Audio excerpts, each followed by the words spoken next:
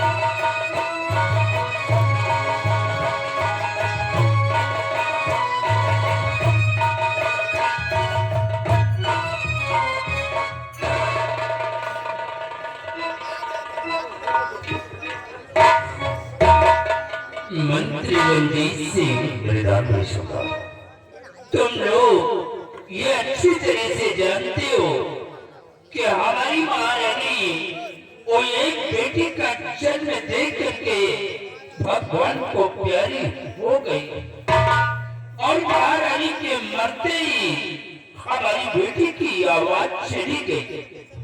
न कुछ बोलती है न बिस्तर से उठती है। हमने उसके इलाज के लिए देश विदेश के डॉक्टरों को बुलवाया लेकिन कोई फायदा नहीं हुआ। मंत्री रंजीत से मैं यही सोचता हूँ कि हमारे न रहने के बाद हमारे इस ताज और तख्त का वारिस कौन होगा। हमारे न रहने के बाद हमारे शाही महल में दीपक कौन जलाएगा। बस इसी क्रम में हर वक्त मैं डूबा रहता हूँ। कुछ समझ में नहीं आ रहा कि मैं क्या करूं और क्या न करूं। महाराज कहते हैं विधि का लिखा हुआ कोई टाल नहीं सकता है। और नौकरी में महाराज से महारानी जी का देहांत हुआ। राजकुमार जी की आवाज चली गई। न तो कुछ बोलती है और न ही बिस्तर से उठती है। महाराज को से डॉक्टर बाबा बुलाया गया है लेकिन कोई समस्या का समाधान नहीं हुआ। तो महाराज मैं तो आपको यह कहना चाहता हूँ शायद राजकुमार जी अब कभी ठीक नहीं होगी। राजकुमार जी का काम अपने दिमाग से निकाल दीजिए। नहीं रणजीत सिंह, बलवीर सिंह इतनी जल्दी हिम्मत नहीं हारना चाहिए। लेकिन बलवीर सिंह का भी दिन गुजर चुके हैं। कोई समस्या का समाधान नहीं हो रहा। मैं खुद आशा में खड़ा हूं कि दवा काम क्यों नहीं कर रही।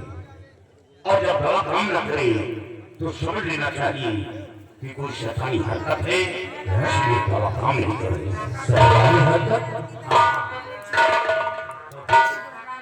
और इसलिए दूसरा उपाय अपनाना चाहिए। हे महाराज जी बिने मानो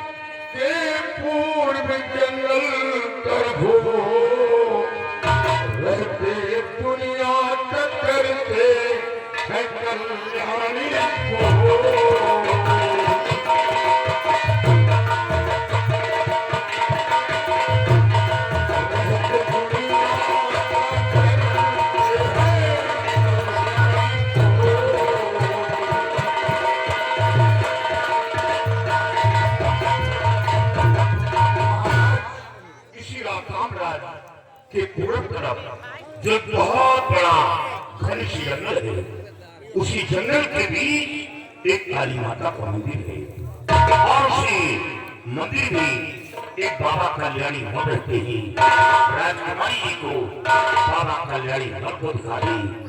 शायद माँ काली की कृपा से और बाबा के आशीर्वाद से राजकुमारी जी ठीक हो जाए। जब तुम इसी तरह से जानते हो कि जब देश विदेश का कर्मवाद राजकुमारी को नहीं ठीक कर पाया तो वो तांत्रिक और भोगी राजकुमारी को क्या ठीक कर पाएगा। इतनी जल्दी हिम्मत नहीं हारना चाहिए। और हाँ, हर बाबा एक समान नहीं होते। लेकिन बलवीर सिंह है तांत्रिक और प्रभाव को विश्वास नहीं होता है क्योंकि ये बाबा अक्सर मिश्रा खाती होती है।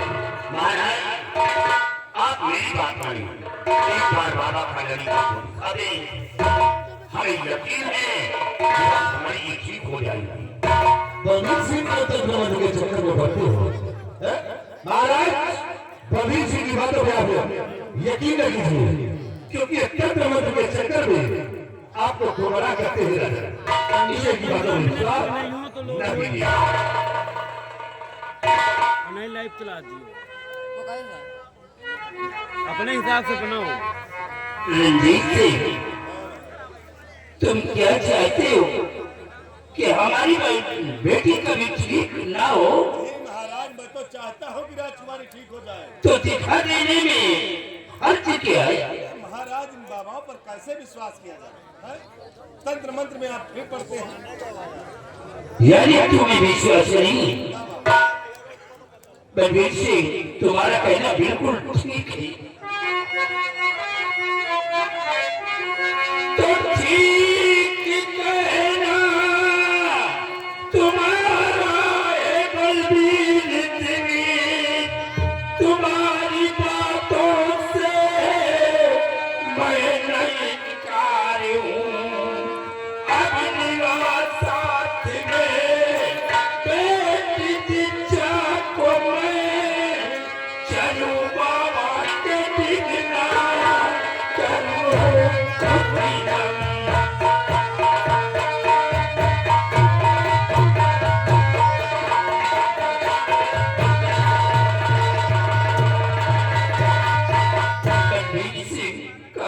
हमारी बेटी ठीक ना हुई तो हमारे न रहने के बाद हमारी शाही महल में दीपक कौन जलाएगा?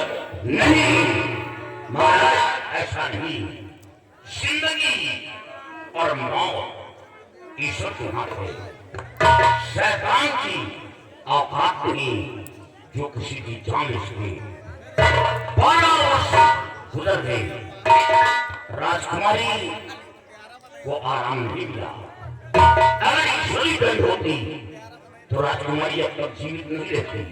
इससे हमें आभास हो रहा है कि राजकुमारी के ऊपर शैतानी हरकत है। जब देख देख के डॉक्टर बड़े बड़े हकीम वैद नाकाम हो गए तो हमें लगता है कि राजकुमारी पर शैतानी हरकत है। आप मेरी बात मानकर एक बार बाबा का लड़ी को दिखा दें। बलबीर सिंह, देर करने का वक्त नहीं है।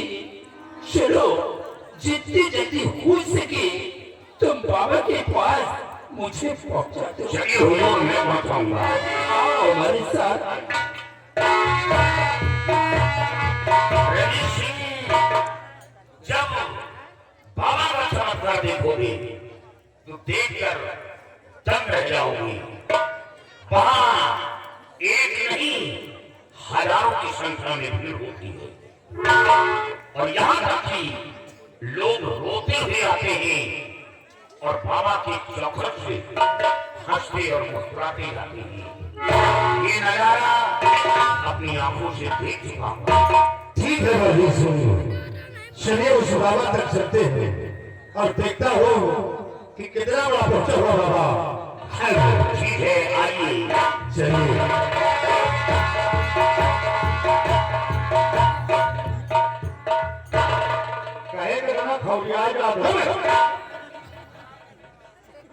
शिवाई ये बलबीर सिंह जो कुछ कर रहा है ये अपने हक में अच्छा नहीं कर रहा, लेकिन आज सबसे पहले हम उस बाबा के पास चलते हैं और देखता हूँ कितना बड़ा बच्चा हुआ बाबा है वो राजकुमारी को ठीक कर पाता है या नहीं। आओ